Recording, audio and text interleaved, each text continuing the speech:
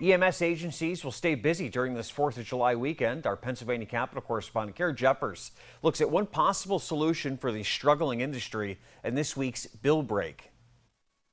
Welcome to Harrisburg. I'm Kara Jeffers here with Representative Marty Causer, and we are going to do a bill breakdown. You have something for an office of the EMS, is that correct? That's correct. Emergency medical services in our state is in a state of crisis, and in rural areas it's beyond crisis. So I've proposed House Bill 1491, which would create an independent office of EMS commissioner to really elevate the voices of emergency medical services here in our state to really tackle this issue. What is the issue that EMS is facing when they don't have that officer, don't have that advocate at the state level? Well, they're really struggling to keep the doors open to provide service in our communities.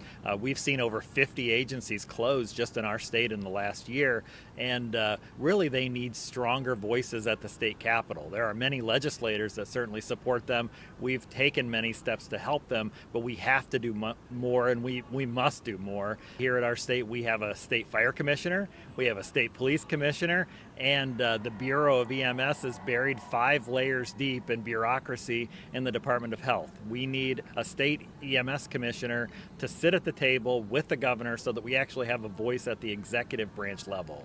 Have you heard of any opposition from this, or can you think of any concerns that people might raise with this? I've heard really strong support from the EMS community. The Ambulance Association of Pennsylvania worked with me to draft the bill and provided some really great feedback. I haven't heard any negative opinions yet, but it's early to tell. Yeah, and then lastly, taxpayer money. Is there any cost to this? Is there any benefit the taxpayers will get back from a fiscal level? Well, that really remains to be seen. We have an office currently, like I said, within the Department of Health. This is basically elevating the stature of the office so that they have a seat at the table at the cabinet level. So I don't see a big fiscal impact. It's using revenue that we're using right now to support EMS, but as I said, it's really elevating the voices and bringing a seat at the table at the executive level so that we can do more to help these EMS agencies provide these life-saving services in our communities. Yeah. Thank you so much for your time. This is legislation that doesn't always get the spotlight, and that is a wrap on our bill break.